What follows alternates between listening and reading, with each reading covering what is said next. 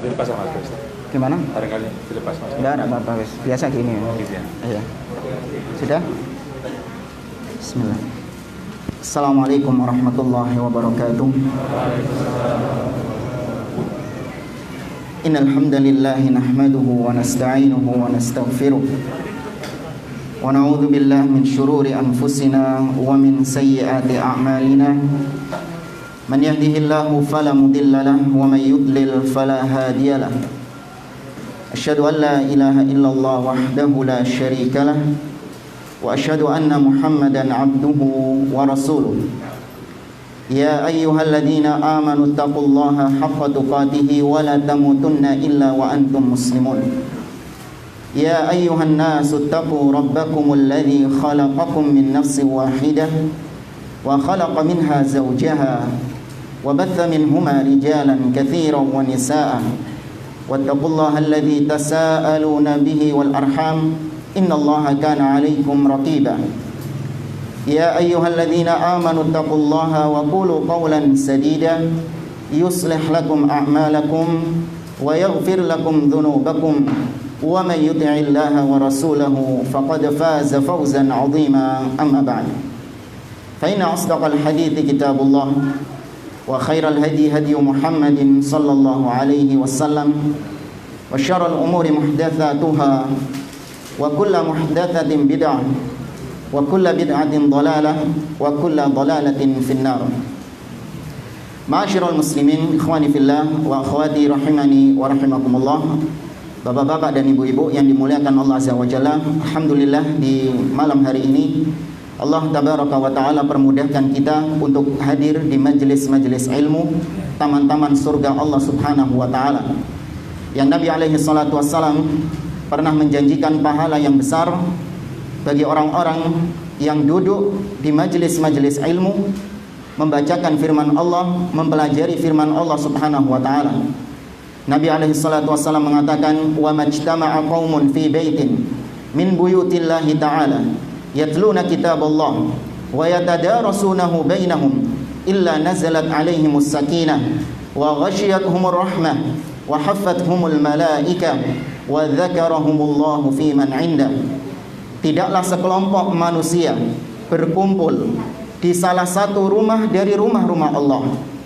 Mereka membacakan ayat-ayat Allah dan mereka belajar ayat-ayat Allah tersebut, melainkan akan turun kepada mereka rasa tentram, damai, dan mereka akan diliputi oleh malaikat-malaikat Allah, dan akan diturunkan kepada mereka rahmat Allah Subhanahu wa taala, dan Allah akan memuji mereka di hadapan para malaikat-malaikatnya. Seraya kita berdoa kepada Allah sebagaimana Allah kumpulkan kita di taman-taman surga dunia ini, semoga kelak Allah Azza wa Jalla juga mengumpulkan kita di taman-taman surganya di akhirat. Kemudian yang berikutnya, Nabi SAW bersabda, "La yashkurullah man la yashkurun nas." Tidak bersyukur kepada Allah orang yang tidak berterima kasih kepada orang lain. Maka dengan ini kami mengucapkan terima kasih kepada DKM Masjid Ihya'us Sunnah, terkhusus Al-Ustadz Abdul Rauf hafizahullah ta'ala, dan orang-orang yang berada di balik terselenggaranya kegiatan yang bermanfaat ini. Meskipun saya tidak tahu siapa saja orang-orang yang ikut andil di dalamnya, namun Allah Azza wa Jalla mengetahui amal soleh mereka, dan semoga Allah Azza wa Jalla membalas mereka dengan kebaikan yang berlipat. Hadirin dan hadirat yang dimuliakan oleh Allah, sejenak kita pada pertemuan hari ini membahas tentang satu tema, yang tema ini ya setidaknya banyak di antara ahlus sunnah wal jamaah as-salafiyun yang terpengaruh dengan sebuah metode yang menyimpang, jalan yang menyimpang, manhaj yang menyimpang dari jalannya para salafus saleh. Metode yang menyimpang tersebut dikenal oleh para ulama dengan istilah al-muwazanah. Ya, dikenal dengan istilah al-muwazanah. Kalau saya bertanya kepada antum, apa yang dimaksud dengan al-muwazanah? Ada yang tahu jemaah? Ada hadiahnya enggak ini? Ini air putih ini kan? Hah? Nggak apa-apa, anak satu aja wis. Tapi dapat kan antum kan? Tapi kalau dikasih itu rasanya beda biasanya. Tapi nggak barokah kok, jangan khawatir. Fadhal. Bismillah. Manhaj muwazanah, manhaj yang apabila mentahdir ahlul bid'ah itu disertakan dengan menyebut kebaikan-kebaikan. Naam, barakallahu fiik, mumtaz. Ya sudah selesai sama anak tutup ya. Saya tahu gitu kan. Nanti diambil lagi. Manhaj muwazanah, sebelum kita mulai, manhaj maknanya adalah sebuah cara, metode. Sedangkan muwazanah adalah sikap kita, sikap seseorang tatkala dia itu mengkritik pemikiran orang lain, mengoreksi pemikiran orang lain, atau membantah kesesatan seseorang, itu mewajibkan untuk menyebutkan kebaikan-kebaikannya juga.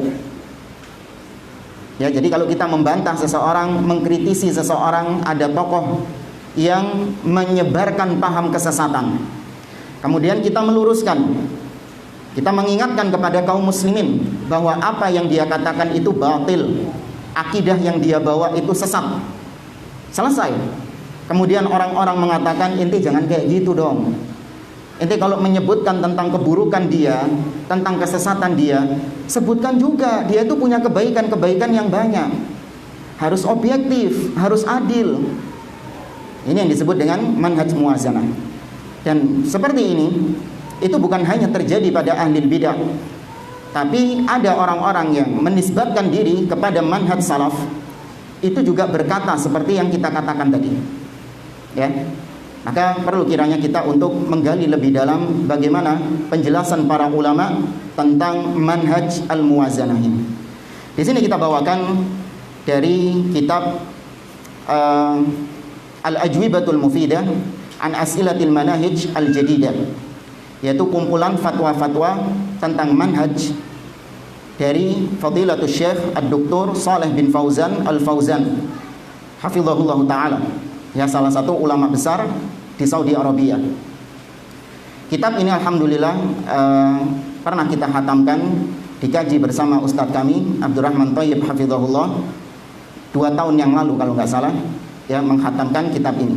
Dan kita ambil sebagian fatwa tentang manhaj muwazanah ini, karena di sini nggak cuma bahas tentang manhaj muwazanah, ada tentang bagaimana seorang muslim menyikapi penguasa, bagaimana tentang sikap sebagian kaum muslimin yang mencampur adukan antara manhaj ahli bid'ah dengan manhaj ahli sunnah, dicampur adukan semuanya. Di sini ngaji, di sini iya, ngaji di sana iya, kumpul sama ahli bid'ah iya, dengan anggapan ambil baiknya, buang buruknya. Nah, itu juga dibahas. Tapi pembahasan kita terfokus pada manhaj muwazanah. Langsung saja karena waktu yang singkat. Beliau hafizahullah, Syekh Saleh Fauzan ditanya, hal yalzamuna dzikru mahasini man nuhadzira minhum. Beliau ditanya, apakah harus kita ini menyebutkan kebaikan orang-orang yang kita tahdzir, orang-orang yang kita peringatkan tentang kesesatannya? Apakah harus kita menyebutkan kebaikan-kebaikannya? Maka jawabannya, idza dzakarta mahasinahum fama'nahu anta da'auta littiba'ihim. Kalau kau menyebutkan kebaikan-kebaikan orang yang kau tahdzir itu, orang yang kau peringatkan manusia dari bahaya pemikirannya, di kita ini memperingatkan saudara-saudara kita, awas, fulan ini punya pemikiran menyimpang, tunjukkan penyimpangannya dalam masalah ini. Kata beliau, kalau kau nyebutkan kebaikannya juga, maka berarti kau mengajak saudaramu untuk mengambil ilmu darinya. Awas ya, kayak gini misalnya, awas ya, fulan itu menyimpang, dia memiliki pemikiran sesat, dia meyakini bahwa presiden yang ada itu bukan ulil amri, dia menyeru manusia untuk memberontak kepada pemimpin, disebutkan kesesatannya. Tapi meskipun demikian, dia itu bacaan Qur'annya bagus, dia itu bahasa Arabnya itu top, dia itu hafal hadis, hafal Al-Quran, bahkan sampai letak-letaknya di mana, halaman berapa, kanan kiri bawah atas depan belakang, ngerti dia. Antum kalau nyebutkan kebaikan-kebaikannya gini, tadi kesesatannya hilang nggak? Hilang. Oh baik kok orangnya. Buktinya lebih banyak kebaikannya daripada kesesatannya. yang diambil sama dia kebaikannya itu tadi. Kata beliau, la tadhkur mahasinahum, jangan kau sebutkan kebaikan-kebaikan mereka. Tapi di sini ada footnote. Beliau mengatakan, fi dzikri mahasinil mubtadi' taghrirun bin nas wa in dzakarta masawi'ahu. Tatkala engkau menyebutkan kebaikan ahli bid'ah, itu sama saja engkau menipu manusia, membingungkan saudara-saudaramu, meskipun kau juga menyebutkan keburukannya. Li'annahum la yanzuru ilal masawi ma dumta annaka athnaita alaihi khaira. Karena orang-orang itu, mereka itu kebanyakan melihat pada kebaikan-kebaikannya dan tertutupi kesalahan-kesalahannya. Walam yakun min manhajis salaf ats-tsana ala ahli al-bid'ah fin naqd. Dan kata beliau, bukan termasuk manhaj salaf memuji ahlul bid'ah ketika mentahdzir. Ya, memuji ahli bid'ah ketika mentahdzir. Itu bukan termasuk manhaj salaf. Kemudian beliau mencontohkan bagaimana sikap para ulama salaf. Di antara yang beliau contohkan adalah Imam Ahmad ibn Hanbal rahimahullahu ta'ala. Atau Imam Ahmad, sebutkan satu kitab Imam Ahmad selain Musnad Imam Ahmad.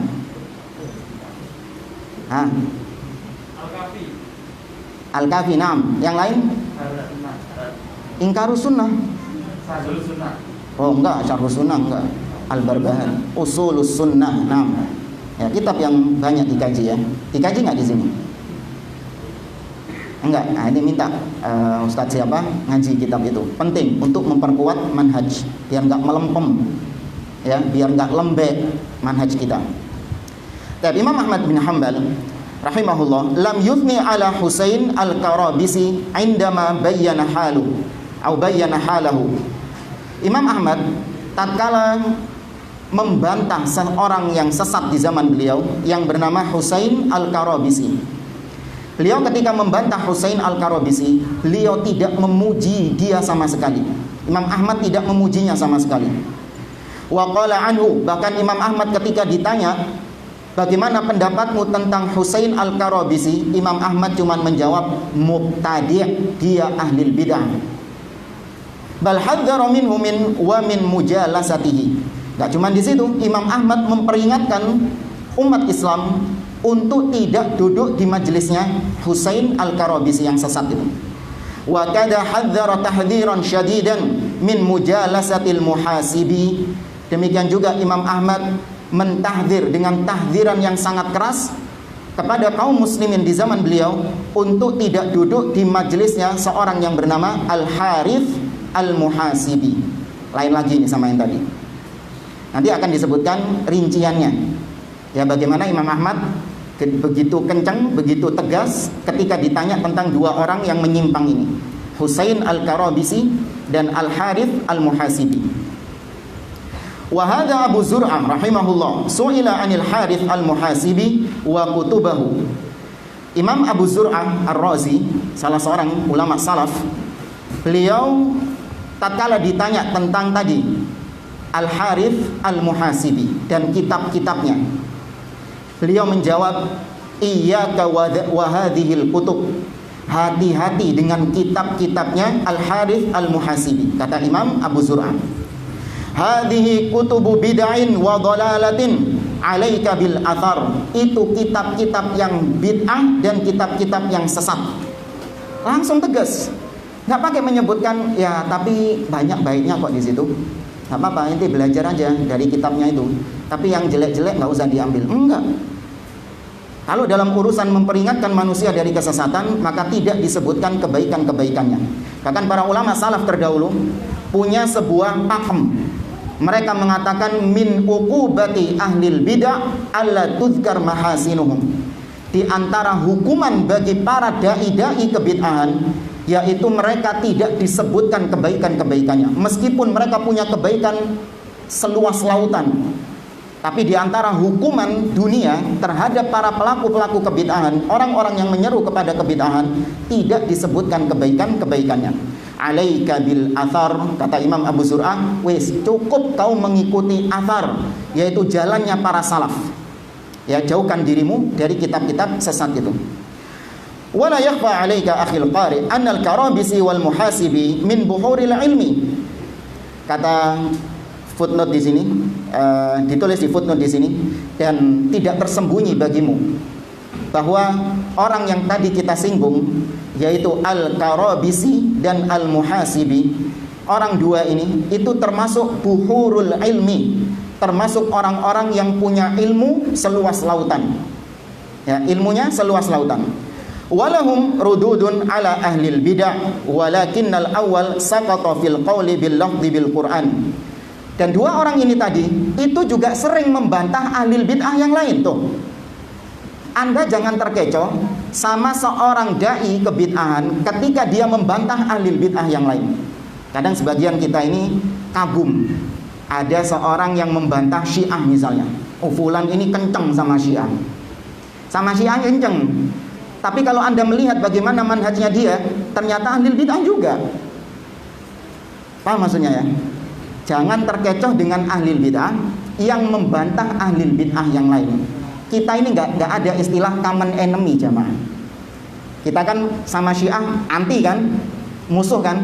Jangan menjadikan orang-orang yang sama-sama memusuhi Syiah itu sebagai kawan kita juga, enggak. Karena memang ahlul bid'ah satu dengan yang lain itu saling mentahdzir.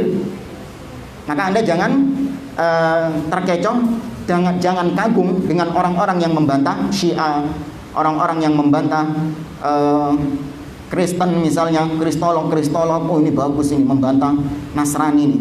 Tapi ternyata ketika diteliti akidahnya menyimpang jauh dari manhaj salaf. Apa gunanya membantah Syiah namun mengkafirkan penguasa? Apa gunanya membantah Syiah namun mengajak revolusi? Ya, menghasut rakyat untuk membenci kepada penguasanya. Apa manfaatnya membantah Syiah kalau dia sendiri mengikuti jalannya pendirinya Syiah, yaitu Abdullah bin Sabah?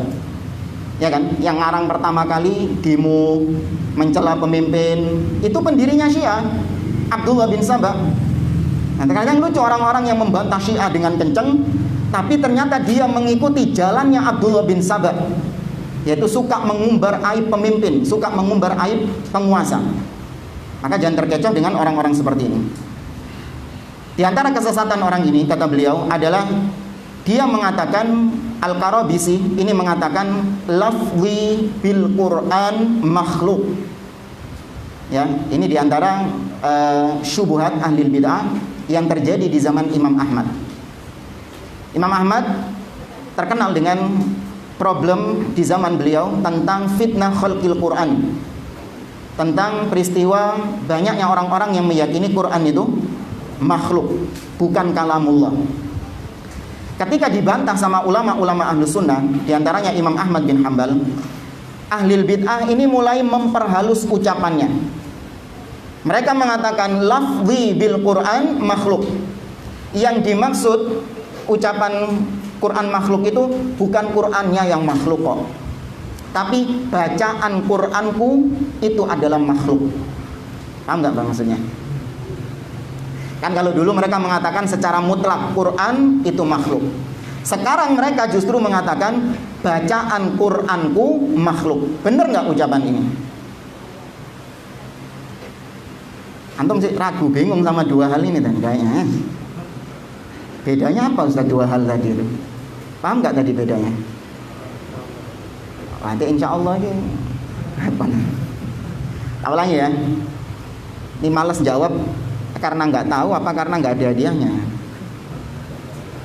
Biasanya kadang tahu jawabannya tapi kalau nggak hadiahnya itu males biasanya. Baik, saya ulangi ya. Dulu ahlul bid'ah mengatakan Al-Quran makhluk, bukan kalamullah, wis secara mutlak. Setelah dibantah sama para ulama, mereka bermain kata-kata. Mereka mengatakan bacaan Quranku itu makhluk. Ya, bacaan Quranku itu makhluk. Nah, ucapan bacaan Quranku itu makhluk, salah nggak atau benar? Sepakat salah di sini. Antum berarti terkena fitnahnya juga. Yang jawab benar siapa? Sama, berarti antum kena fitnahnya juga. Yang jawab salah, salah. Yang jawab benar juga salah. Kenapa? Karena ucapan ini itu mengandung dua pengertian, ambigu kalau bahasa kita. Tergantung yang memahami. Kalau dia memaksudkan bacaan Qur'anku makhluk, yang dimaksudkan adalah apa yang aku baca, maka itu kesesatan. Tapi kalau yang dia maksudkan bacaan Qur'anku adalah suaranya dia yang keluar dari pita suaranya, ya, suaranya dia yang keluar dari pita suaranya, itu memang makhluk. Tapi kalau yang dia baca itu kalamullah, bukan makhluk. Makanya Imam Ahmad tegas ketika membantah model yang kedua ini. Imam Ahmad mengatakan, man qala bi anna lafzi bil Qur'ani makhluk fahuwa jahmiyun. Barang siapa yang mengatakan bacaan Qur'anku makhluk, maka dia Jahmiyah. Wa man qala ghairu dzalik fahuwa mubtadi'. Tapi barang siapa yang mengatakan selain itu, mengatakan bacaan Qur'anku bukan makhluk, maka dia ahli bid'ah. Dua-duanya disalahkan sama Imam Ahmad. Kenapa? Karena ambigu, membuka pintu fitnah. Paham ya maksudnya ya? Ya. Maka ditegaskan sama Imam Ahmad, Al-Qur'an itu Al-Qur'an kalamullah, itu bukan makhluk. Yang makhluk adalah suara kita. Paham enggak maksudnya? Suara kita. Ada yang suaranya serak, ada yang baca Quran sambil batuk-batuk, ada yang baca Quran dengan indah bacaannya, itu makhluk. Bacaannya itu makhluk. Tapi yang dibaca, siapapun yang membaca, mau yang qori internasional, qori nasional, sampai qori kampungan, yang dibaca sama, itu kalamullah. Paham itu jemaah? Baik, itu Imam Ahmad.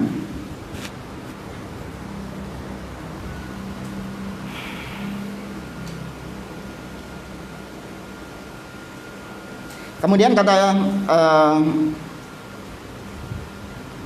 Syekh Shalih Fauzan, "Udkur al-khata' alladhi hum alaihi faqat." Kembali ke muwazanah tadi, cukup sebutkan kesalahannya dia saja. Li'annahu laisa mauqulan ilaika an tuzakki wad'ahum. Karena engkau tidak dibebankan untuk membersihkan nama ahli bid'ah ini. Kita tidak ada kewajiban untuk membersihkan nama ahli bid'ah ini dari tahdziran tadi, nggak ada kewajiban. Anta mauqulun ilaika bayanul khata' alladhi 'indahum min ajli ayyatubu minhu.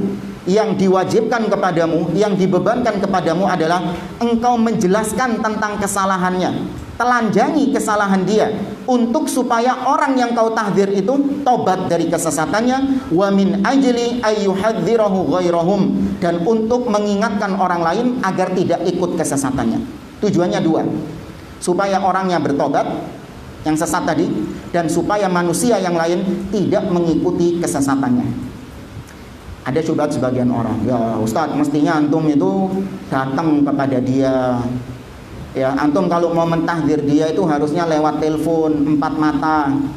Jangan antum tahdzir di depan umum. Jangan antum bikin tulisan untuk membantah dia, itu nggak adab namanya. Pernah dengar kayak gitu? Ya, tabayun squad. Ya, kita menyebutnya tabayun squad. Dikit-dikit tabayun. Ya, tabayun perlu apabila ucapannya itu memang ambigu. Perlu tabayun itu. Kalau antum mendapati ada seorang dai, seorang ustadz, ucapannya ambigu, ya ini multi tafsir, ya maka antum tabayun dulu. Apa maknanya antum mengatakan demikian tadi? Kayak tadi, dia mengatakan bacaan Qur'anku makhluk, ambigu kan? Baik, antum jelaskan kepada dia, antum tanya kepada dia, apa maksudnya bacaan Qur'anku itu makhluk? Kalau dia mengatakan yang aku maksudkan itu adalah apa yang aku baca dari Qur'an, maka benarkan. Ya, tapi sudahlah, nggak usah pakai istilah-istilah kayak ambigu gitu. Pakai istilah yang jelas. Al-Qur'an kalamullah, bukan makhluk. Selesai. Tapi kalau kau tabayun kepada dia, ternyata jawabannya adalah yaitu Qur'an yang aku baca ini makhluk, maka baru kemudian antum tahdzir dia. Kemudian antum terangkan kepada kawan antum, kepada jamaah tentang kesalahan omongannya dia itu. Sudah, nggak perlu antum menyebutkan kebaikan-kebaikannya.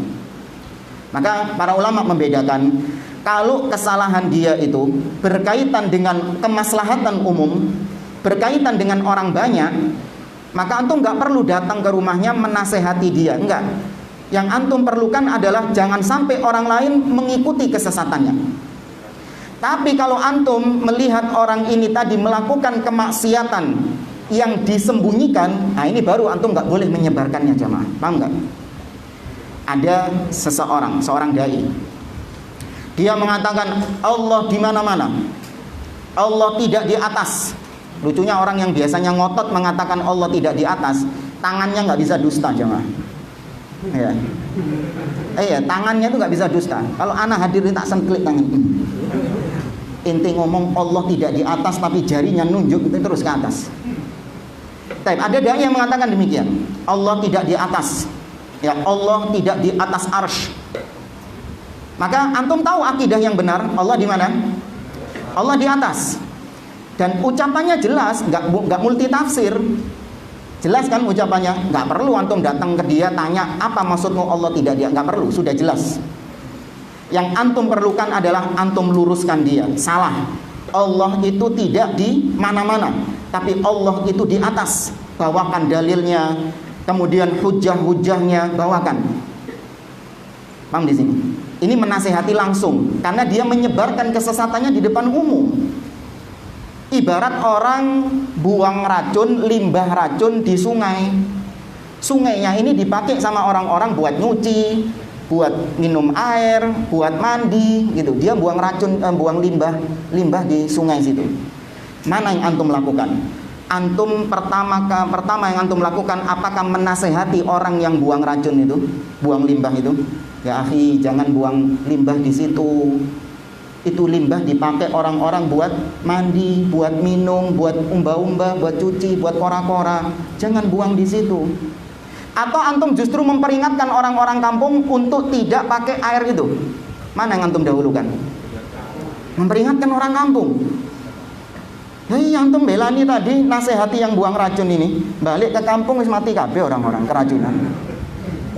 Ya kan? Maka ketika ada kesesatan, yang pertama kali diprioritaskan adalah bagaimana kaum muslimin tidak terkena syubhatnya itu tadi. Langsung dibantah. Beda kalau orang ini melakukan kemaksiatan secara sembunyi-sembunyi. Dia misalnya antum lihat, dia minum khamr misalnya. Antum memergoki dia minum khamr. Nah, ketika kemaksiatan yang dilakukan sama dia itu tidak berkaitan dengan umum, nah di sini antum menasehati empat mata. Nggak boleh antum sebarkan itu di depan umum. Paham di sini bedanya jemaah? Iya. Maka hati-hati dengan tabayun squad tadi.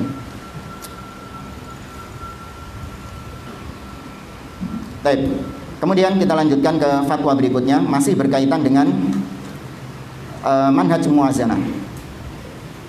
Halaman 50. Beliau ditanya soal yang ke-19, intasyara al-yawma baina asy-syabab annahu yalzamul muwazanah fin naqd fayaqulun idzan taqatta fulanan minan nas fi bid'atihi wa bayyanta akhta'ahu yalzamuka an tudhkara mahasinahu wa hadha min babil insafi wal muwazanah fa hal hadzal manhaju fin naqdi sahihun wa hal yalzamuni dzikrul mahasin fi halatin naqd.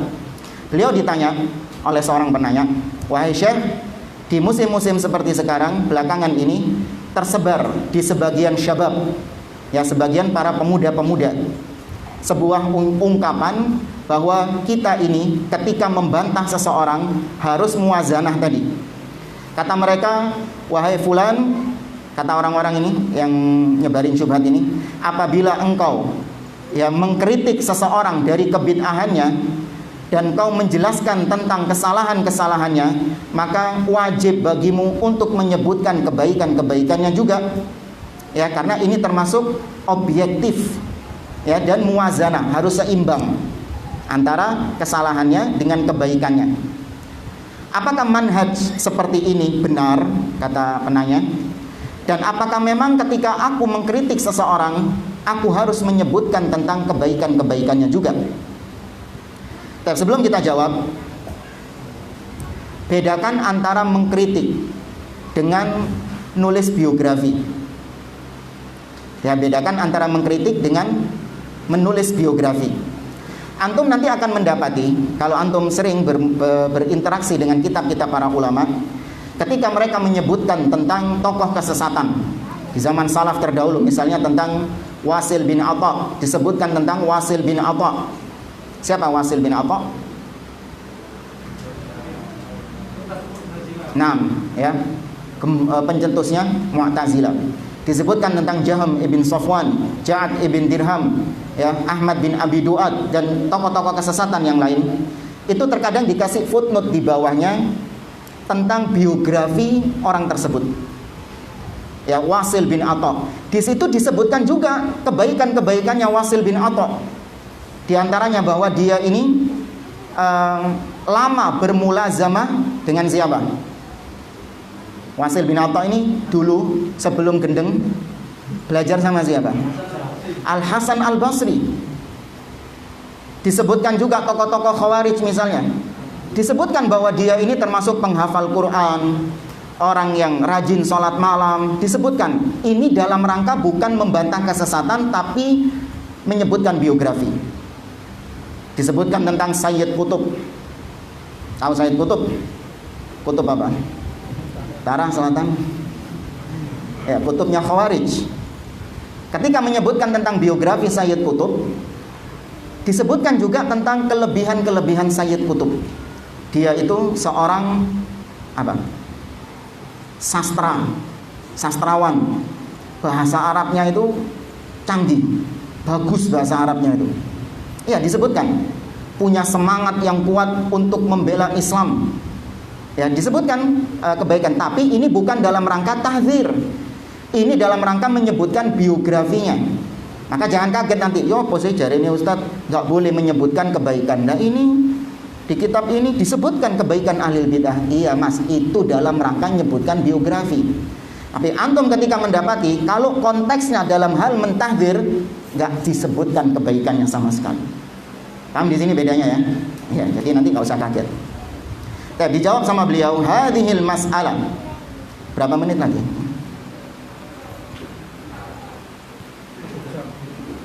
Enggak, ada nisya. Nanti kasih kode-kode ya. Dijawab sama beliau, hadhil mas'alah taqaddamal jawab anha. Masalah ini sudah dijawab sebelumnya. Ya, di pertanyaan yang sebelum tadi kita jawab.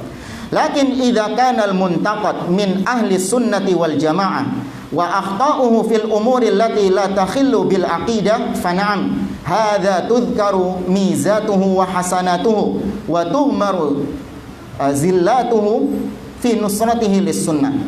Kata beliau, apabila yang sedang dibantah adalah seseorang yang masih di atas ahlus sunnah wal jamaah, masih di atas manhaj salaf, dan kesalahannya itu bukan dalam perkara-perkara usul. Ya, kesalahan yang seorang yang kita tahdzir itu bukan dalam masalah usul, bukan dalam masalah akidah yang disepakati. Maka dua syarat ini kalau antum dapati, maka iya, antum sebutkan kebaikan-kebaikannya. Saya ulangi ya. Kalau yang sedang dikritisi ini seorang ahlus sunnah, dan kesalahan dia yang sedang kita kritisi itu bukan perkara akidah yang sudah disepakati, tapi perkara-perkara fikih ijtihadiyah. Maka kalau Anda dapati dua syarat ini, sebutkan kebaikannya juga. Ya, sebutkan kebaikannya dia juga untuk menutupi kesalahan-kesalahannya dia.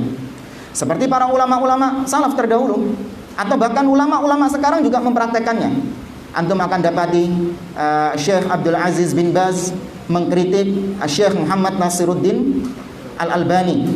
Nah, itu mereka mengkritik, tapi mereka menyebutkan kebaikan-kebaikannya juga. Di antaranya Syekh Muhammad Nasiruddin Al-Albani menyelisihi pendapat mayoritas para ulama-ulama kibar di Saudi tentang kafirnya orang yang meninggalkan sholat. Ya, orang yang meninggalkan sholat dengan sengaja. Syekh Al-Albani berpendapat nggak kafir. Ya, dan diluruskan oleh para ulama-ulama tersebut, namun dengan santun, dengan adab, ya, dan juga menyebutkan tentang kebaikan-kebaikannya Syekh Al-Albani. Kenapa? Karena perkara yang sedang dikritisi ini termasuk perkara usul enggak? Bukan, memang sejak zaman dahulu sudah ada ikhtilaf. Imam Ahmad dan Imam Syafi'i Ya, para ulama 4 itu berselisih tentang hukum orang yang meninggalkan sholat dengan sengaja. Imam Syafi'i mengatakan nggak kafir. Imam Ahmad dalam satu pendapatnya mengatakan kafir orang yang meninggalkan sholat dengan sengaja. Nah, ini perkara-perkara seperti ini bukan perkara usul yang sudah ada kesepakatan oleh para ulama-ulama salaf. Maka membantahnya dengan adab, disebutkan kebaikan-kebaikannya juga. Ya, disebutkan kebaikan-kebaikannya juga. Baik. Ingat ya, dua hal ini, Ahlus Sunnah dan dia kesalahannya bukan dalam perkara akidah. Amma idza kana al-muntaqadu min ahli ad-dhalal wa min ahli al-inhiraf wa min ahli al-mabadi' al-haddamah aw al-mashbuha fa hadha la yajuzu lana an nudhkara hasanatuh in kana lahu hasanat. Adapun apabila yang dibantah itu adalah orang ahli ad-dhalal, orang-orang yang di atas kesesatan, atau dia orang-orang yang menyimpang, atau orang-orang yang memiliki pemahaman yang ingin menghancurkan Islam, ya, atau orang-orang yang abu-abu, nggak jelas manhajnya, bunglon, ya, mincela-mincele, pelin-pelan manhajnya. Adapun orang seperti ini, ketika kita kritisi pemikirannya, maka nggak usah nyebutkan kebaikan-kebaikannya. Kalau memang dia punya kebaikan. Terkadang jamaah, kita menganggap itu kebaikan, ternyata bukan kebaikan. Contoh misalnya, ada di negeri kita seorang yang dianggap sebagai imam, ya, dia menyeru untuk memberontak kepada pemimpin, menghasut rakyat untuk membenci kepada pemimpin, bahkan mengajak untuk revolusi, mengajak untuk kudeta, menggulingkan pemimpin yang ada atas nama jihad fisabilillah. Paham ya? Mendengar ya? Ya, berapa tahun yang lalu negeri kita tertimpa seperti ini, dan tidak sedikit dari orang-orang yang mengaku di atas manhaj salaf ikut. Ketika diperingatkan, apa kata dia? Ya, tapi kan dia itu baik, punya banyak kelebihan-kelebihan. Ya, dia itu adalah seorang ulama juga. Dia kan juga seorang ini, seorang. Padahal yang sedang dibela sama dia, yaitu perbuatan dia yang katanya jihad tadi, itu kebaikan bukan? Bukan, tapi dia menganggap ya kan baik untuk memperbaiki negeri ini. Ya, untuk memperbaiki negeri ini dari orang-orang yang tadi, pemimpin-pemimpin yang korup katanya, untuk memperbaiki negeri. Padahal sebenarnya kalau kita timbang dalam timbangan syariat, perbuatan dia itu baik enggak? Kok ragu jamaah? Enggak baik. Ngajak-ngajak memberontak, ngajak-ngajak kudeta enggak baik, siapapun orangnya. Ya, meskipun katanya dzurriyyah Nabi, keturunan Nabi, meskipun disebut sebagai imam, ngajak-ngajak berontak enggak baik, tapi sebagian orang mengatakan itu perbuatan yang baik. Nah, li'annana idza dzakarnaha fa inna hadha yugharriru bin nas fayuhsinuna adh-dhann bi hadzal dhall aw hadzal mubtadi' aw hadzal khurafi aw dzakal hizbi fayaqbaluna afkara hadzal dhall aw hadzal mubtadi' aw dzakal mutahazzib. Kata beliau, dikarenakan kenapa kita tidak menyebutkan kebaikannya? Tadi alasannya. Kalau kita sebutkan kebaikan, maka akan membingungkan orang-orang, akan membingungkan jamaah. Mereka akan husnudon, ya, mereka akan husnudon kepada orang yang sedang kita kritisi itu tadi. Isya ya, adzan dulu ya. Oke, kita dengarkan adzan isya dulu. Setelah itu kita lanjutkan pembahasan kita. Wallahu a'lam. Nah, fadhal.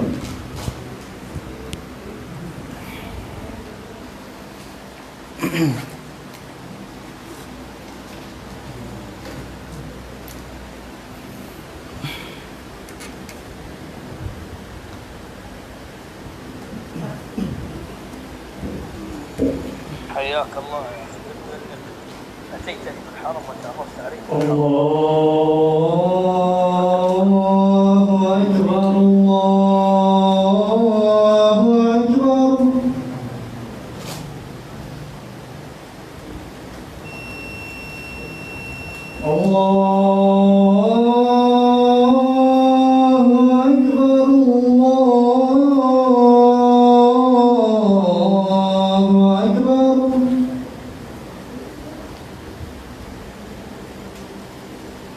أشهد أن لا إله إلا الله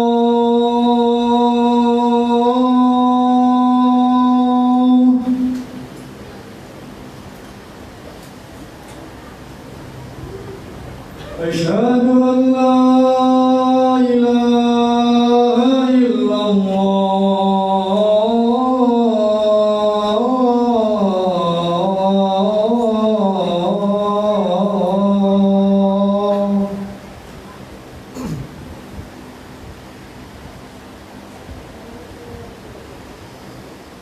أشهد أن محمدا رسول الله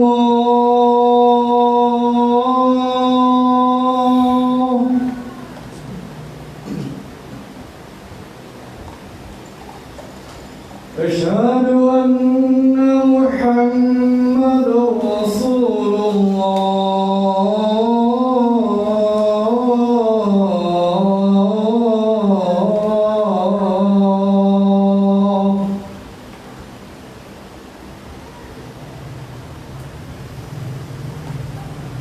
حي على الصلاة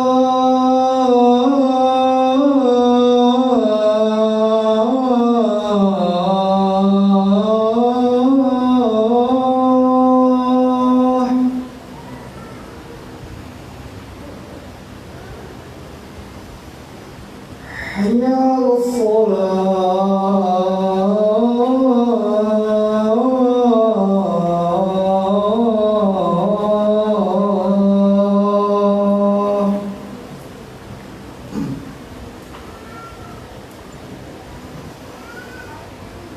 حي على الفلاح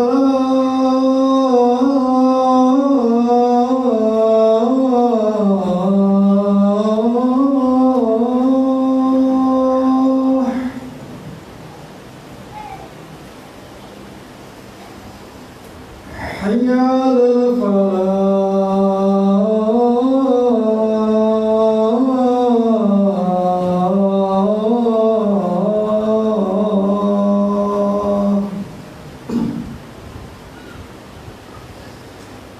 الله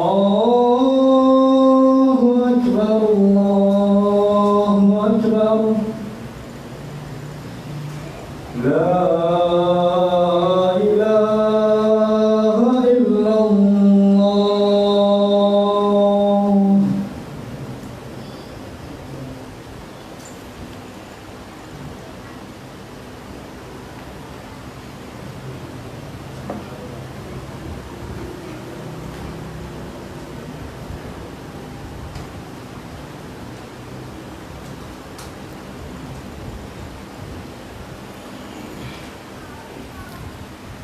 Alhamdulillah wassalatu wassalamu ala rasulillah wa ala alihi wa sahbihi wa man walah amma ba'd.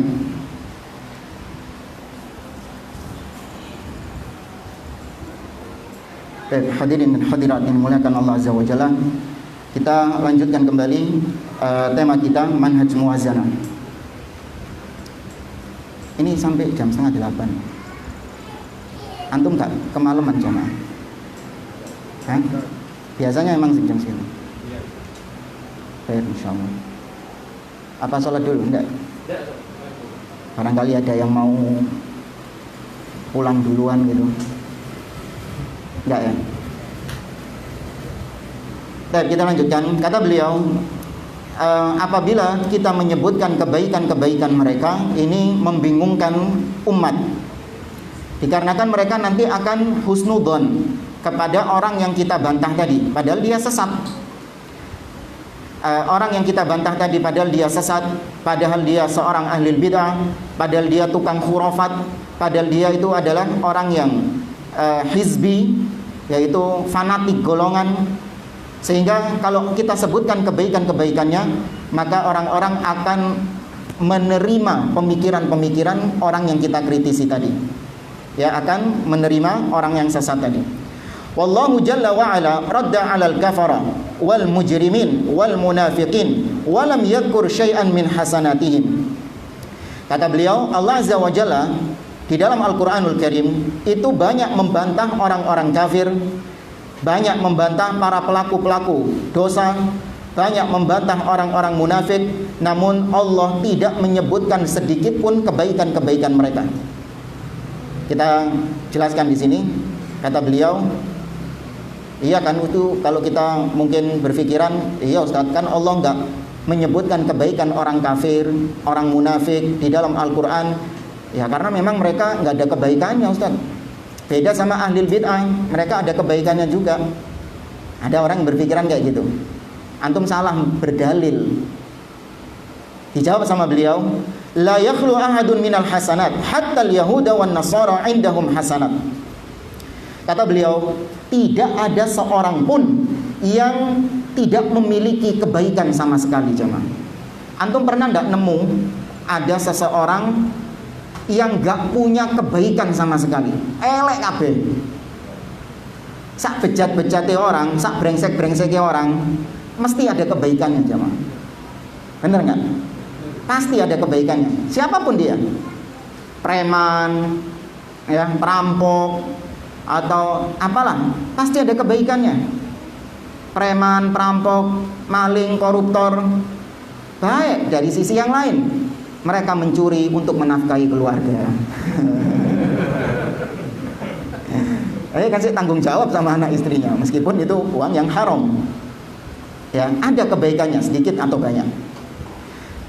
Bahkan kata beliau, orang Yahudi dan orang Nasrani, yang kita tahu bahwa Yahudi terutama, mereka itu juga punya kebaikan-kebaikan yang banyak. Ya, orang-orang Yahudi ini. Bahkan kalau antum membuka sirah nabawiyah, bagaimana dahulu orang-orang Yahudi yang hidup di zaman Nabi SAW, mereka juga punya kebaikan-kebaikan. Baik kebaikan duniawi atau kebaikan ukhrawi. Contoh misalnya kebaikan duniawi. Orang-orang Yahudi di zaman Nabi SAW itu pernah menghutangi Nabi. Bahkan Nabi SAW mati dalam keadaan baju perangnya masih tergadaikan sama orang Yahudi. Artinya dipinjemi sama orang Yahudi, diutangi, ditalangi. Itu kan kebaikan duniawi. Demikian juga kebaikan dalam sisi agama, di mana orang-orang Yahudi dibenarkan akidahnya oleh Nabi SAW. Tatkala salah seorang Yahudi mengatakan bahwa nanti di hari kiamat Allah Subhanahu wa Ta'ala akan menggenggam bumi ini dengan tangannya, kata orang Yahudi itu. Maka Nabi pun tertawa. Ya, Nabi tertawa dan membenarkan ucapan orang Yahudi tersebut. Benar akidahnya. Ya, kata Allah, yauma natwis sama katayyis sijilli lil kutub. Di hari kiamat nanti kami akan gulung langit itu sebagaimana lembaran-lembaran itu menggulung kitab. Ya, sebagaimana lembaran-lembaran tergulung di dalam kitab. Dibenarkan sama Nabi SAW. Orang Yahudi punya kebaikan, mereka mengimani Nabi Musa alaihissalam. Mereka beriman kepada kitab Taurat. Ya, mereka beriman kepada nabi-nabi yang lain, Nabi Daud, Nabi Sulaiman. Ada kebaikan-kebaikan dari sisi akidah ataupun dari sisi dunianya. Bahkan kita menyaksikan sendiri dan merasakan sendiri tatkala kita pernah berkunjung ke Al-Quds, berkunjung ke Al-Aqsa, yang di situ ada orang-orang Yahudi banyak di sana.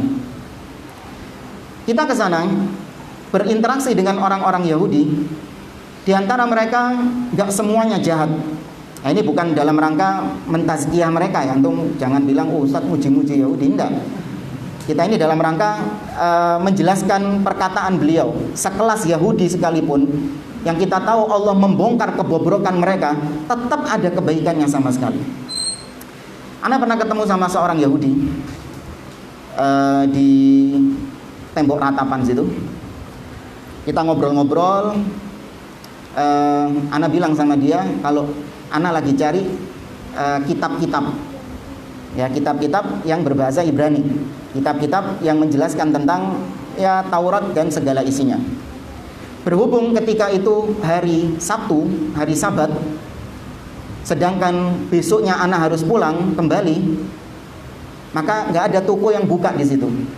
Ana tanya sama dia, mana toko yang buka? Akhirnya apa yang terjadi? Dia tahu kalau dia anak Muslim. Dia tanya dulu. Akhirnya dia ngasih nomor telepon, ngasih alamat. Dia mengatakan nanti malam sekitar jam 8 ya kau datang ke rumahku ini. Anak wedi. Iya. Ini maju mundur nih. Berangkat apa enggak ke sana? Akhirnya ya sudah, jalan kaki kita dari hotel ke rumahnya dia. Tempatnya dia itu kawasan Yahudi. Jadi di Yerusalem itu ada kawasan-kawasan tersendiri. Ini sebelah sini pemukiman Muslim. Itu orangnya Islam semuanya. Ada pemukiman Nasrani, itu orangnya Nasrani semuanya. Ada pemukiman Yahudi. Ana lewat situ itu rambutnya kelinting-kelintingi ngapain? Lewat situ. Dideloki wong akeh. Wis dap-dap. Hanya ketika nemu alamatnya, anak telepon dia, kemudian dia keluar dari rumahnya, kita diajak masuk ke dalam, tambah wedi. Ya. Anak-anak mikir di negara seperti itu kita nggak punya KBRI di sana jemaah. Di sana anak dia apa-apakan ya sudah wassalam. Sampai anak pulang itu ya terlalu nekat ya anak ya. Mikirnya baru ketika selesai. Sampai di sana kita dijamu, diberikan minum, ya, diberikan snack, ya makan kayak kita ndayo nang omahe wong ngono. Kemudian dia tanya, "Apa tujuanmu butuh kitab-kitab seperti itu?" Kita bilang, "Saya seorang peneliti." Ya, saya seorang peneliti yang ingin untuk meneliti tentang agama-agama samawi, Islam, Yahudi dan Nasrani gitu. Dan anak butuh referensi untuk objektivitas penelitian itu. Hanya sama dia dikasih 2 buku. Dikasih sama dia, free, gratis. Ya, selesai, kemudian anak pulang. Dan di antara kebaikannya juga, sebelum anak masuk, sebelum anak dipersilahkan masuk rumah, anak disuruh tunggu dulu di dalam. Kenapa? Karena istrinya masih ada di sana. Ya, istrinya masih ada di sana. Baru kemudian istrinya masuk di balik gorden, anak kemudian baru disuruh masuk. Ini kebaikan nggak? Kebaikan. Itu Yahudi ultra ortodoks. Yahudi ultra ortodoks itu ya kalau bisa dikatakan salafinya Yahudi. Ya. Ortodoks itu kan artinya murni, ya, yang memegang kepada ajaran awal, tapi tetap sesat, gitu loh. Selesai. Maka benar kata beliau sini, sekelas Yahudi sekalipun yang banyak Allah Subhanahu wa taala cela mereka habis-habisan di dalam Al-Qur'an, tetap ada kebaikannya. Ya, tidak ada orang yang kosong dari kebaikan, enggak ada. Fa'ala qaidati ahli al-muwazanah yalzamu dzikru hasanatil kufar idza dzakarnahum. Maka kalau kita menerapkan kaedahnya orang-orang muwazanah tadi, kita kalau nyebutkan kesesatan harus nyebutkan kebaikannya, maka berarti orang kafir ketika kita bantah harus kita sebutkan kebaikannya. Kayak anak misalnya sedang membantah orang Yahudi, tapi anak cerita kayak tadi. Ya apa antum kira-kira? Bingungi, ya apa sih Ustaz ini? Mari ngomong Yahudi sesat, mari ngomong Yahudi ini, tapi ternyata cerita kalau di sana dijamu, dibayi gitu. Bingung antum hari. Sing sesat sopo gitu. Ya kan? Tapi ini tadi anak cuman menjelaskan ucapan beliau, membuktikan ucapan beliau. Tidak semua orang itu tidak ada yang kosong dari kebaikan. Wa hadza la yaqulu bihi aqilun fadlan an talibil ilmin fata'ammal waffaqallahu al-jami'. Maka seperti ini tidak mungkin diucapkan oleh orang yang berakal, apalagi para penuntut ilmu. Ya, kita kalau bantah orang kafir harus nyebutkan kebaikannya. Nggak ada orang waras ngomong kayak gini tuh nggak ada. Kalau bantah orang kafir, bantah kesesatannya, nggak usah nyebutin kebaikannya.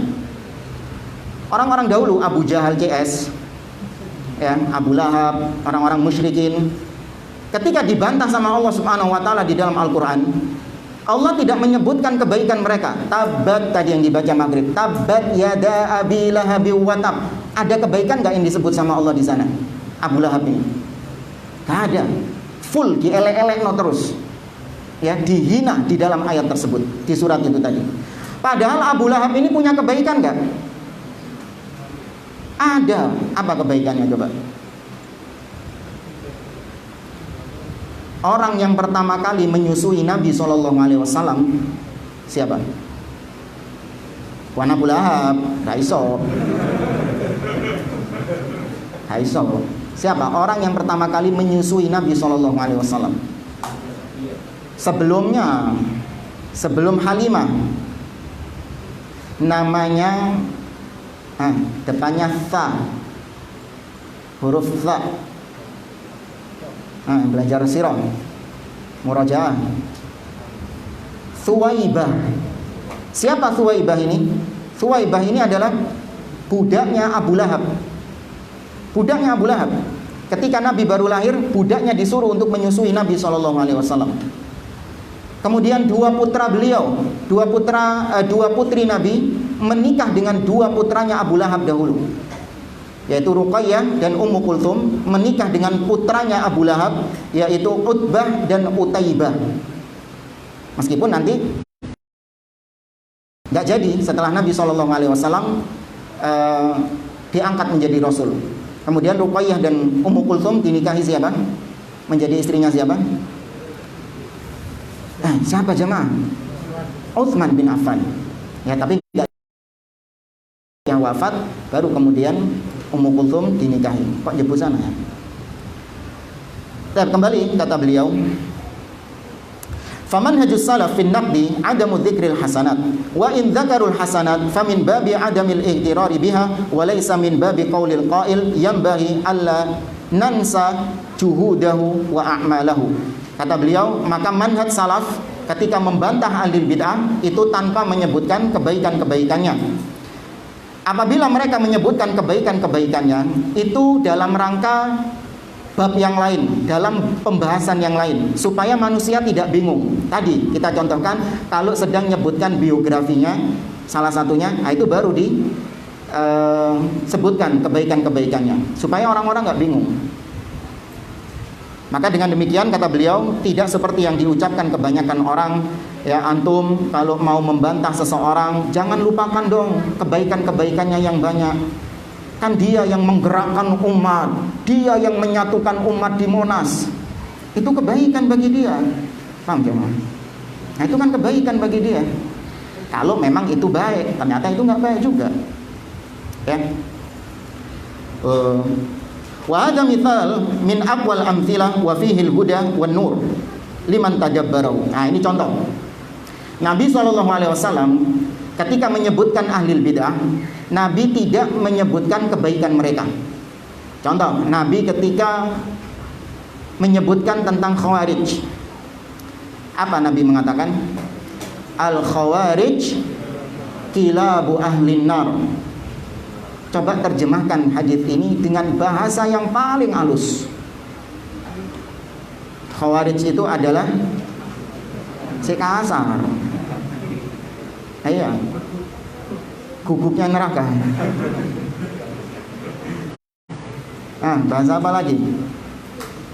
Bahasa Jawa asu.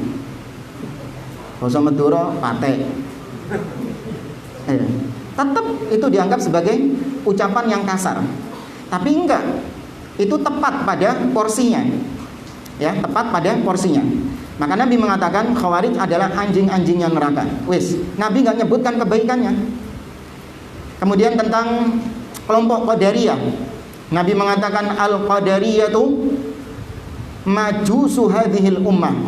Kelompok Qadariyah yang menolak takdir itu adalah majusinya umat ini. Wes, titik. Nabi nggak menyebutkan, tapi mereka itu rajin sholat, mereka rajin tahajud, enggak. Nah, dalam hadis yang lain, ini syubhatnya. Dalam hadis yang lain, Nabi mensifati Khawarij, menyebutkan tentang kebaikan-kebaikannya juga. Ya, Nabi mengatakan yakhruju min dhi'i hadzal qaumun yaqra'una al-Qur'an la yujawizu hanajirahum yamruquna minad din muruqas sahmi minar ramiyah yaqtuluna ahlal islam wa yad'una ahlal awthan la in ana adraktuhum la aqtulannahum qatla'ad. Kata beliau, kata Nabi, akan keluar dari tulang rusuk orang ini. Siapa yang dimaksud orang ini? Dzul Khuwaisirah. Nah, akan keluar dari tulang rusuk orang ini suatu kaum, kata Nabi, yang mereka rajin membaca Al-Quran. Tuh, nyebutin kebaikannya kan? Ya, rajin baca Quran. Tapi bacaan Qurannya itu tidak melewati kerongkongan mereka. Mereka melesat dari agama sebagaimana melesatnya anak panah dari sasarannya. Mereka membunuh orang-orang muslim dan membiarkan para penyembah-penyembah berhala. Apabila aku bertemu dengan mereka, maka aku akan perangi mereka, aku akan bunuh mereka sebagaimana binasanya kaum Ad.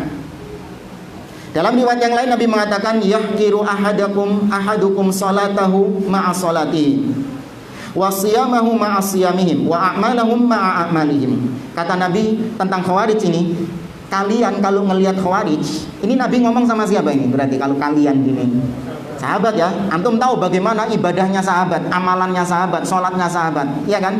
Nabi mengatakan, kalian wahai para sahabat, apabila melihat sholatnya orang Khawarij, kalian akan menganggap remeh sholat kalian. Tuh sholatku sak menit tuh. Ketika ngelihat sholatnya Khawarij ini. Dan ketika kalian melihat puasanya, kalian akan meremehkan puasa kalian sendiri. Padahal sahabat ini top-top kalau puasa. Dan ketika kalian melihat amalan-amalan mereka, kalian akan meremehkan amalan kalian sendiri. Ini kan seolah-olah Nabi memuji mereka kan? Ya enggak? Seakan-akan Nabi memuji mereka. Bahkan Abdullah bin Abbas ketika pernah disuruh sama Ali bin Abi Thalib untuk menemui, mendebat orang-orang Khawarij, Abdullah bin Abbas mendapati orang-orang Khawarij itu batuke ngapal. Tahu batuke ngapal? Karena seringnya mereka bersujud. Ya, karena seringnya mereka bersujud. Muka mereka kusam, kurus, bahkan mata mereka ini, bola mata mereka ini besar-besar. Sawwamun nahar, qawwamul lail. Siangnya mereka berpuasa, malamnya mereka tahajud. Sedikit di antara mereka yang tertidur di malam hari. Itu Khawarij. Nah, kata ahli bid'ah, tuh Nabi memuji Khawarij. Memang di satu sisi Nabi ini mensifati Khawarij dengan anjing-anjing neraka.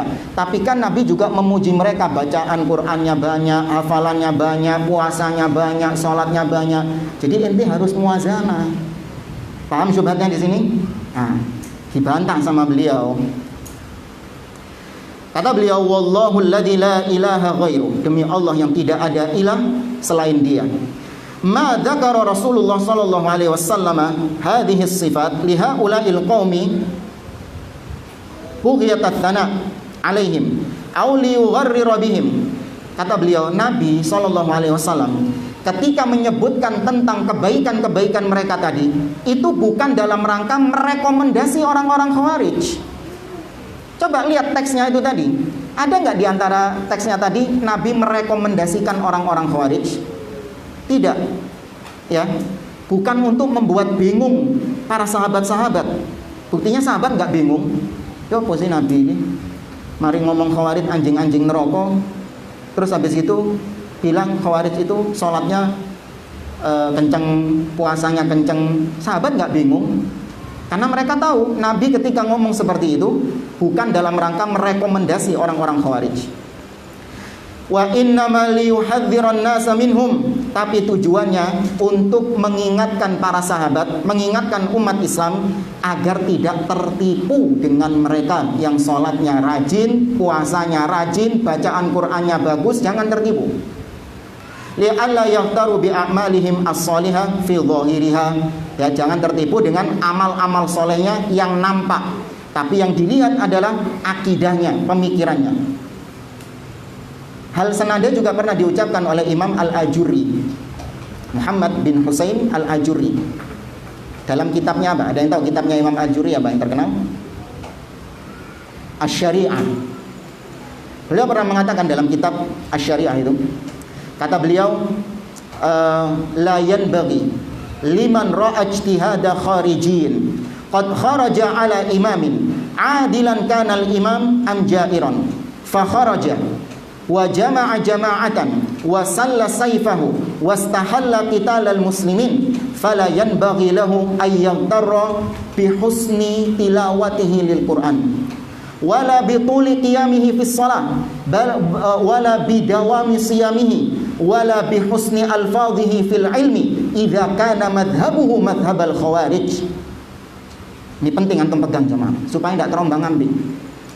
Beliau mengatakan enggak boleh bagi seseorang apabila dia melihat ada seorang dai yang jelas-jelas dia itu tidak lagi taat kepada pemimpin, mengajak untuk memberontak kepada pemimpin, mengajak untuk mengumpulkan massa, mengajak untuk menghunuskan pedang, kemudian menghalalkan pembunuhan terhadap kaum muslimin.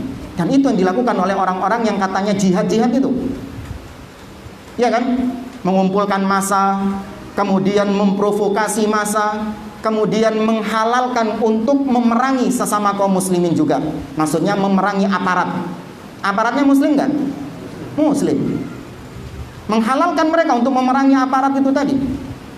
Ada lagi sebagian yang mengatakan aparat itu antek-antek tauhid, ya, layak untuk diperangi. Ada lagi yang longor, mengatakan aparat itu monyet-monyet berseragam coklat. Ya, Bahlul itu monyet-monyet berseragam coklat. Habis viral minta maaf. Ya, saya anak bangsa meminta maaf. Ya, bangsa monyet ya.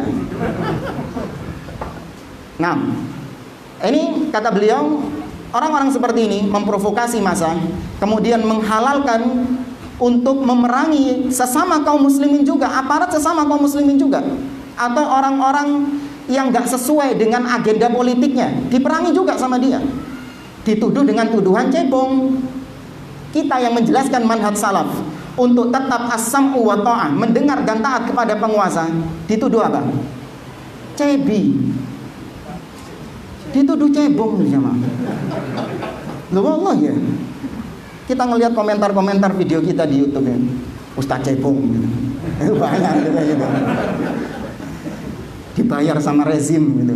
Tapi ya sudah lah. Ya, biarkanlah. Ya, memang seperti itu resiko daripada dakwah, memang seperti itu. Kita nggak nyari followers memang. Kita menyampaikan akidah salaf. Ya bukan karena kita ini ikut menjadi pendukung politiknya, ikut masuk dalam partainya. Naudzubillah, kita saja nyoblos nggak ikut, kampanye apalagi, ya cuci tangan kita dari hal-hal seperti itu. Tapi ini akidah kita. Pemimpin muslim memiliki satu wilayah wajib untuk didengar dan ditaati. Kata Imam Al-Ajuri tadi, kita lanjut. Kalau Anda mendapati ada dai seperti itu, maka jangan tertipu dengan bacaan Qur'annya yang indah. Jangan tertipu dengan panjangnya sholat yang dia lakukan. Ustaz Fulan itu kalau baca Quran bagus suaranya kayak Syekh Sudes. Ya meskipun dia itu suka demo, sering mencela penguasa, tapi bacaannya bagus kayak Syekh Sudes. Hafid, Al-Hafid, disebut Al-Hafid. Panjang sholatnya. Fulan kalau sholat Masya Allah Ustaz. Ya. Kalau Nabi itu dulu sholatnya kakinya bengkak. Ini Fulan beri-beri kakinya. Kaki gajahnya, saking lamanya dia sholat. Wala bituli dawami siyamihi, jangan tertipu juga dengan panjangnya puasa yang dia lakukan. Fulan kalau puasa Masya Allah Ustaz, gak sahur, bukannya nanti jam 12. Gue tambah bid'ah. Fulan kalau puasa Masya Allah tiap hari Ustaz, tambah bid'ah juga tiap hari.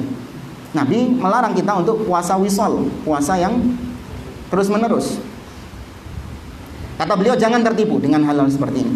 Idza kana madhhabuhu madhhabal khawarij, apabila madhabnya adalah madhab khawarij. Nah ini pertengahan kita, jangan terus dimutlakkan. Oh Ustaz berarti yang hafal Quran ini khawarij Ustaz ya, patut dicurigai. Enggak. Berarti yang suka sholat malam, rajin datang ke masjid, kemudian rajin berpuasa, itu berarti khawarij ya. Ini jangan dipelintir seperti itu. Siapa bilang seperti itu? Kita hanya menegaskan, Anda ketika menilai seseorang jangan dilihat dari zahirnya, tapi dilihat dari manhaj dan akidahnya dia. Jangan tertipu dengan amal-amal zahirnya. Nah, karena orang-orang khawarij itu tadi kita sebutkan, mereka rajin sholat, rajin puasa, tapi tetap mereka diperangi oleh Ali bin Abi Thalib. Sesat mereka. Dan kita lanjutkan, kata beliau,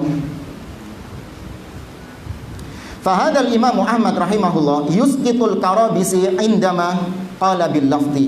Nah, ini kembali ke cerita Imam Ahmad ketika membantah Husain al-Karabisi yang kita sebutkan tadi. Diriwayatkan dalam kitab As-Sunnah oleh Abdullah bin Imam Ahmad. Berarti anaknya Imam Ahmad. Ya, beliau juga punya kitab namanya As-Sunnah, anaknya Imam Ahmad ini. Faqala, dia menceritakan, sami'tu abi yaqul, aku pernah mendengar bapakku mengatakan, maksudnya Imam Ahmad, man qala lafzi bil Qur'ani makhluk, hadza kalamun su' radi wa hadza kalamul jahmiyah. Barang siapa yang mengatakan bacaan Qur'anku makhluk, maka ini adalah ucapan yang buruk, kata beliau. Ini merupakan ucapannya Jahmiyah, ucapan kelompok Jahmiyah. Qultu lahu, kata anaknya ini, aku mengatakan kepada beliau, inna Husainan al-Karabisi yaqulu hada. Wahai ayahku, Husain al-Karabisi pernah ngomong kayak gitu, bahwa bacaan Qur'anku itu makhluk. Nah, simak jawaban Imam Ahmad. Faqala kadzaba hatakahullah al-khabith. Sungguh dia itu orang pendusta. Semoga Allah binasakan dia. Dia itu al-khabith. Tahu al-khabith? Yang busuk. Imam Ahmad ini, ya, Imam Ahlus Sunnah wal Jamaah, salah satu Imam Ahlus Sunnah dari 4 imam besar dalam mazhab. Nah, Imam Ahmad mengatakan demikian. Ya, coba kalau anak yang ngomong seperti itu, ya sudah, viral kemana-mana ini. Tapi inilah, kita ini terkadang kurang melihat bagaimana sikap para ulama-ulama terhadap ahli bid'ah. Karena kita terlalu dinina-bubukkan dengan kajian-kajian rumah tangga, kajian-kajian tentang ya tadi harmonis, keutamaan senyum. Kita terlalu dinina-bubukkan dengan kajian-kajian seperti ini, jamaah. Sehingga tidak ada pembeda antara ahli sunnah wal jamaah. Ada bedanya nggak antara rumah tangga ahli sunnah dengan ahli bid'ah? Sama tetap. Sama dalam hal-hal seperti itu, sama, tidak ada bedanya. Keutamaan senyum, apa ahli bid'ah kalau senyum merengut gitu? Sama, podo meseme juga. Bukan berarti kita meremehkan bab-bab tentang akhlak seperti ini, tidak. Tapi jangan dinina bubukkan terus dengan hal-hal seperti itu. Ngajinya sukanya yang kajian baper-baper. Aku cinta kamu. Tapi kenapa kamu cinta dia? Anak-anak muda kan senengnya gitu. Kajian-kajian yang bikin baper, apalagi pamfletnya itu ada love gitu. Oh, so cute gitu. Iya. So sweet gitu. Senangnya hadirin gitu-gitu.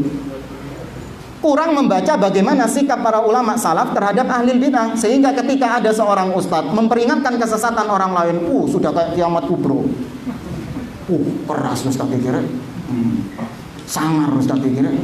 Ada ulama salaf sudah seperti itu dari dulu.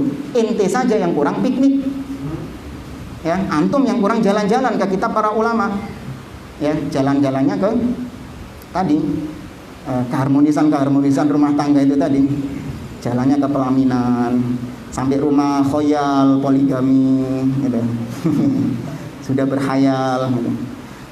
Bukan berarti kita meremehkan, ada babnya tersendiri. Pembahasan-pembahasan fikih, pembahasan-pembahasan akhlak ada, tapi itu bukan prioritas jamaah.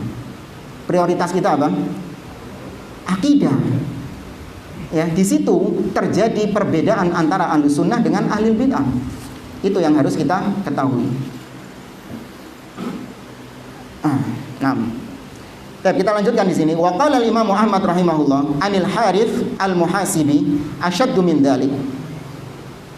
Langsung saja yang terakhir ya, kita bacakan ucapan Imam Ahmad ketika ditanya tentang Al-Haris Al-Muhasibi. Singkatnya, ada seorang yang bernama Ali bin Abi Khalid. Bukan Ali bin Abi Thalib ya, awas jangan salah dengar. Ali bin Abi Khalid. Dia pernah datang ke rumahnya Imam Ahmad. Kemudian dia mengatakan kepada Imam Ahmad, "Inna syaikha li syaihin hadara ma'ana huwa jari." Ali datang kepada Imam Ahmad, ngajak seorang tetangganya, yaitu seorang yang sudah tua renta, syekh. Diajak sama Ali ini ke rumahnya Imam Ahmad. Kemudian kata Ali ini kepada Imam Ahmad, "Wahai Imam Ahmad, orang ini, tetanggaku ini, syekh ini, dia itu suka duduk di majelisnya Harith Al-Muhasibi, tokoh ahli bid'ah itu, sering duduk di majelisnya itu. Padahal dulu," kata beliau, kata Ali ini kepada Imam Ahmad, "Dulu kau pernah mengatakan kepadaku, la tujalishu wa la tukallimhu." Jangan kau duduk di majelisnya Al-Harith Al-Muhasibi dan jangan kau berbicara kepada Al-Harith Al-Muhasibi, diboikot. Kau dulu mengatakan itu, dan sampai sekarang aku gak pernah duduk di majelisnya dia, kata Ali. Akan tetapi wahada syekh yujalisuhu, tapi tetanggaku ini, orang tua ini, tetanggaku ini, orang tua ini, dia duduk di majelisnya Al-Harith Al-Muhasibi. Fama taqulu fihi, maka apa nasihatmu kepada dia? Ya, apa nasihatmu kepada dia?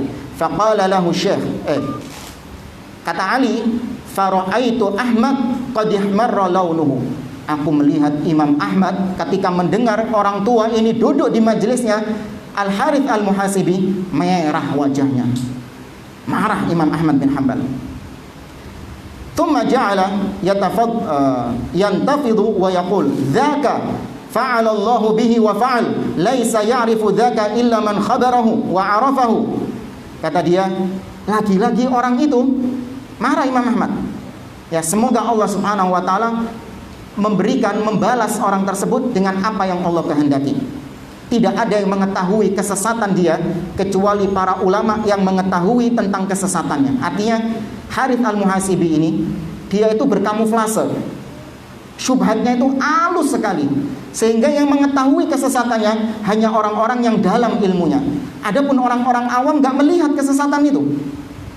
Kata Imam Ahmad seperti itu. Maka aku peringatkan engkau, awihi, aku peringatkan engkau. Dzalika la ya'rifuhu illa man qad khabarahu wa 'arafahu. Kemudian diperingatkan.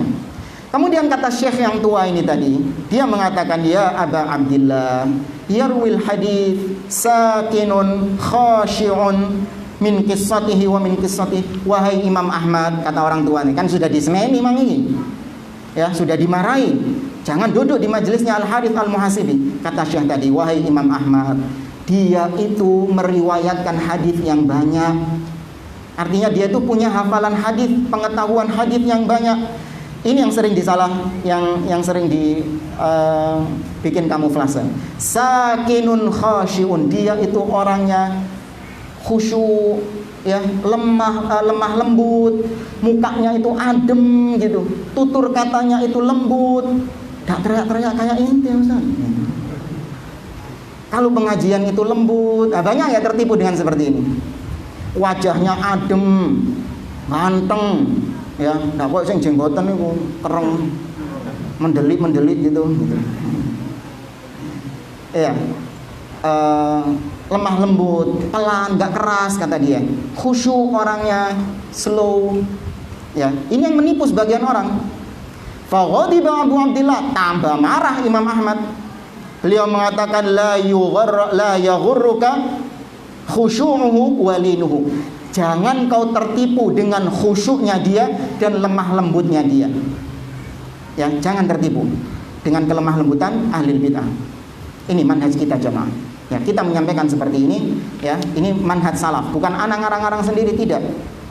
Ya, hati-hati dengan dai-dai penyesat umat. Jangan antum tertipu dengan gaya-gaya mereka. Wallahu a'lam. Ya, kita masuk sesi tanya jawab. Jauh jaga ke jamaah. Duh, ini bukan pertanyaan.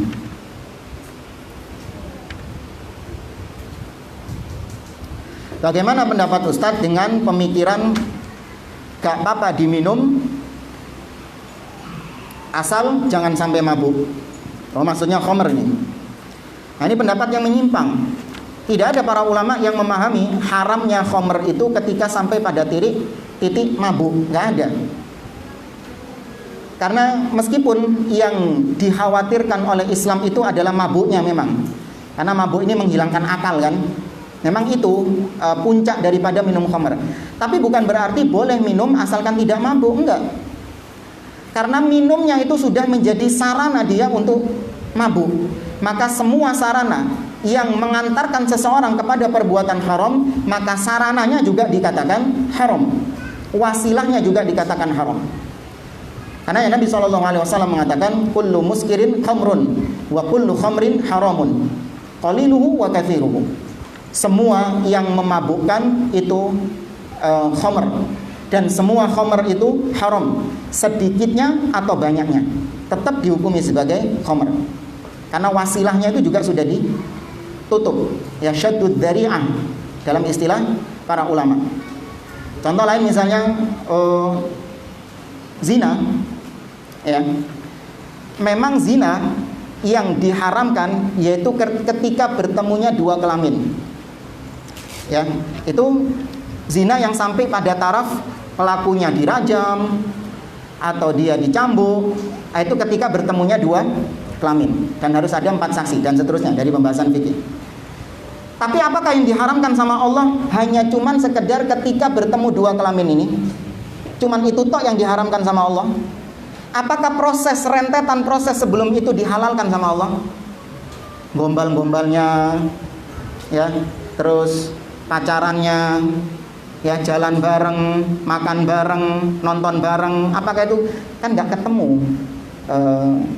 Dua kelamin kan nggak ketemu, cuman jalan-jalan toh. Nah, boleh nggak? Tetap diharamkan. Allah mengatakan wala taqrabu az-zina. Jangan kalian dekati zina. Allah tidak mengatakan wala taznu, jangan kalian berzina, tidak. Tapi Allah mengatakan jangan mendekati zina. Maka semua sarana-sarana yang bisa menyebabkan seorang terjerumus ke dalam perbuatan zina sudah ditutup sama Islam, nggak boleh. Ya, chattingan, kemudian jalan bareng misalnya dengan gombal-gombal sebagian ikhwan. Assalamualaikum ukti, udah sholat tahajud belum? Ya, itu sudah diharamkan. Nah, kalau akhwat nemu ikhwan-ikhwan edan kayak gitu, blokir langsung. Ya, karena kalau diteruskan itu akan bisa sampai menjerumuskan Anda kepada perbuatan zina. Terus digombali, dan wanita itu lemah. Digombal-gombali kayak gitu, nurut. Awalnya kenceng, nggak mau. Ini buaya ini. Tapi kemudian ditunjuk foto nih buaya yang ganteng tapi ya. Buaya-buaya yang ganteng. Hanya mulai tertipu bujuk rayunya, ya, jangan. Mending kita sudah tutup hal-hal yang bisa menjerumuskan kita kepada perbuatan tersebut. Wallahu a'lam.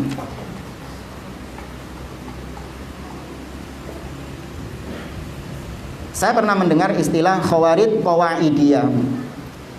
Bukan qawaidiyah ini maksudnya, khawarid qa'adah. Mungkin ya. Kalau qawaidiyah nggak pernah dengar anak. Mungkin khawarid qa'adah, al-qa'adah. Khawarid qa'adah itu maksudnya adalah khawarid yang duduk. Apa maksudnya khawarid duduk? Yang ngompor-ngompori meskipun dia nggak ikut kudeta. Paham ya? Kan sebagian orang ketika kita menuduh fulan adalah da'inya khawarij, dibantah sama pengikut-pengikutnya. Oh, dia nggak ikut memberontak kok. Dia nggak ikut angkat senjata kok. Yang khawarij itu adalah ketika dia megang senjata, ketika dia ikut memberontak kepada penguasa, itu khawarij. Dia nggak ikut kok. Maka kita katakan justru yang lebih bahaya yang duduk ini daripada yang bawa senjata. Kenapa? Karena yang bawa senjata nggak mungkin dia bawa senjata kalau tidak gara-gara yang duduk ini tadi ngompor-ngompori, ngasih syubhat. Makanya khawarij yang paling buruk adalah para dai-dainya itu daripada para pengikut-pengikutnya. Meskipun dai-nya nggak ikut. Ya, ketika terjadi pemberontakan, dai-nya sudah tinggal nonton saja. Anak buahnya yang memberontak. Itu khawarij yang paling buruk. Ya. Maka jangan terkecoh dengan syubhat. Sebagian orang mengatakan khawarij itu hanya yang pegang senjata. Tidak. Seorang mengajak memberontak, mencela pemimpin, mengkritik pemimpin di depan umum, itu sudah dikatakan khawarij. Coba perhatikan dalilnya. Tadi siapa yang dibilang sama Nabi akan muncul dari tulang rusuk orang ini? Dzul Khuwaisirah. Tahu nggak Dzul Khuwaisirah awal mulanya kenapa disebut khawarij? Enggak, Iya, membantah Nabi. Ketika Nabi membagikan ghanimah, Dzul Khuwaisirah mengatakan merasa nggak adil. Pembagian Nabi kok nggak rata. Kemudian dia mengkritik Nabi yang ketika itu posisinya Nabi sebagai pemimpin. Dia mengatakan, ya Muhammad i'dil, wahai Muhammad berbuat adillah. Itu di depan umum. Langsung divonis sama Nabi sebagai khawarij. Nyakal senjata nggak? Megang pedang nggak dia? Gak megang, cuman ngomong wahai Muhammad berbuat adillah, khawarij dia. Nah, Allahu a'lam. Assalamualaikum Ustaz. Apakah seorang salafi yang hanya terjatuh pada satu poin manhaj, yaitu mengkritik pemerintah, bisa mengeluarkan dia dari kesalafiyahannya? Waduh, istilah baru, kesalafiyahannya. Tapi kata para ulama, bedakan antara tergelincir dengan memang kebiasaannya dia. Kalau saya pinjam istilah Ustadz kami, Ustadz Abdurrahman Thayyib, bedakan antara watak sama watuk. Kalau watuk itu cuman wis mari. Itu bukan kebiasaannya dia watuk itu. Tapi kalau dia sudah memang berpenyakitan, jadi watak dia. Watuknya itu terus-terusan. Sifatnya dia itu memang seperti itu. Maka kalau ada seorang salafi yang terjatuh ke dalam pemikiran khawarij seperti itu, dia tergelincir. Ya, dia tergelincir. Ketika diluruskan, ditahdir, diluruskan, kemudian dia kembali kepada manhaj salaf, maka iya. Tapi kalau ternyata dia ngotot, maka sudah pasti bisa dipastikan manhaj dia dalam beragama, manhaj dia dalam berdalil itu sudah menyelisihi manhaj salaf. Artinya dia sudah tidak mengikuti para salaf dalam mempraktekkan agama ini. Karena para salaf mengharamkan mengkritik kepada pemimpin. Sepakat itu sudah para salaf. Berarti metodenya dia sudah menyimpang. Ana berikan contoh sederhana, ini terakhir ya. Logika sederhana. Antara orang yang salah karena tergelincir, itu tetap kita menghormati dia dan kita peringatkan dia dari kesalahannya, tetap kita kritisi. Kesalahannya tetap kita kritisi, tapi orangnya masih belum bisa dikatakan keluar dari ahlus sunnah. Kalau dia tergelincir, kepreset. Sama orang yang memang pola berpikirnya dia, manhaj beragamanya dia, itu sejak awal memang tidak dibangun di atas manhaj salaf. Orang yang pertama salah, tetap tadi kita hormati orangnya. Tapi kalau orang yang kedua tadi, yang tidak melandasi beragamanya dengan pemahaman para salaf, meskipun benar, tetap kita katakan salah. Bingung antum ya? Kenapa? Karena benarnya dia itu tidak berangkat dari manhaj salaf, tapi benarnya dia itu melalui proses yang lain. Contoh misalnya, dia mengatakan khamr itu haram. Ada orang liberal ini yang suka pakai akal. Dia mengatakan khamr itu haram. Maka kita katakan salah, tetap salah. Bukan khamr haramnya terus kita salahkan jadi halal, tidak. Dia tetap kita katakan salah karena dia bisa sampai pada kesimpulan khamr itu haram itu bukan dari manhaj salaf, tapi dengan metode yang lain. Apa metodenya orang-orang liberal? Pakai akal. Mereka mengatakan iya khamr itu haram karena memang bisa merusak akal, bisa merusak kesehatan, dan sudah terbukti secara ilmiah khamr itu membahayakan kesehatan seseorang, maka haram hukumnya. Ini manhaj salaf nggak cara berpikir seperti ini? Manhaj salaf apa? Lihat dalil Al-Quran dan Sunnah. Khamr haram gara-gara Al-Quran dan Sunnah mengharamkannya. Selesai. Meskipun penelitian ilmiah mengatakan khamr menyehatkan, tetap dikatakan khamr haram. Ini manhaj salaf. Adapun liberal tadi enggak. Untuk mencapai kesimpulan khamr haram, bulat mereka. Sama kalau ditanya kuping kanan mana, bulat. Padahal cukup gini selesai. Logikanya, antum dulu pernah belajar matematika ya? Pernah nggak dulu ketika antum sekolah, ketika ngerjakan soal matematika itu, antum langsung nulis jawabannya, ya? Antum langsung nulis jawabannya, pakai kalkulator. Contoh misalnya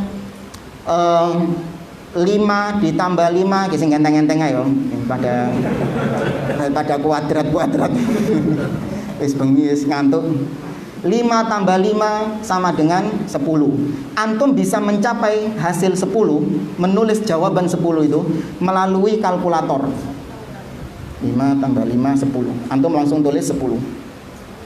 Sedangkan orang lain, teman antum satu kelas, 5 tambah 5 dijawab sama dia 9.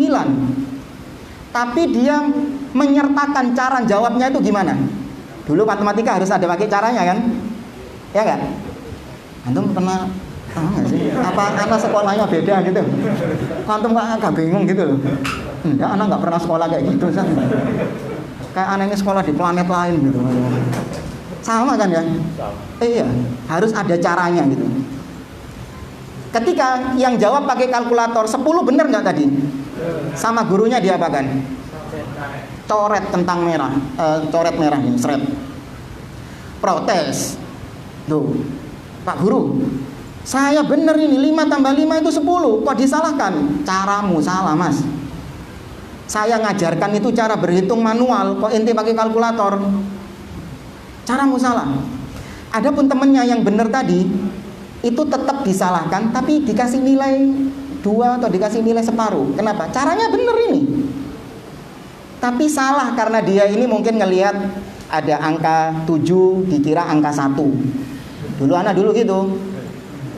7 tak kira 1, akhirnya hasilnya salah. Tapi caranya bener, dikasih separuh sama gurunya. Tapi tetap disalahkan, enggak, jawabannya enggak segitu. Yang benar jawabannya, tapi caramu sudah benar. Nah sama, cara beragama kayak gitu jamaah. Kalau cara beragamanya benar, kepreset, semua orang pasti kepreset. Bahkan para ulama tetap ada kesalahannya, enggak maksum. Tapi kalau kepresetnya itu sesekali, Ahlussunnah itu kepresetnya sesekali. Ketika kepreset diingatkan, wes dia enggak jatuh lagi ke lubang itu. Ini sikapnya Ahlussunnah. Beda sama ahli bid'ah, bendino kepreset. Setiap hari jelungup dia. Sudah diperingatkan jangan lewat sana, ada lubang di situ. Mana lewat kono mana? Ngotot. Nah ini memang wataknya dia kayak gitu. Ya, angel mentuturanmu. Tapi jamaah ini ya, anak lama-lama ngap pakai ini. Tapi ya gimana lagi? Tapi ini yang bisa Anda sampaikan, kurang lebihnya mohon maaf. Kita akhiri perjumpaan kita. Jazakumullahu khairan. Semoga Allah Azza wa Jalla menetapkan kita di atas manhaj ini sampai kita wafat. Subhanakallahumma rabbana wa bihamdik asyhadu an la ilaha illa anta astaghfiruka wa atubu ilaik. Wa akhiru da'wana alhamdulillahi rabbil alamin. Assalamualaikum warahmatullahi wabarakatuh.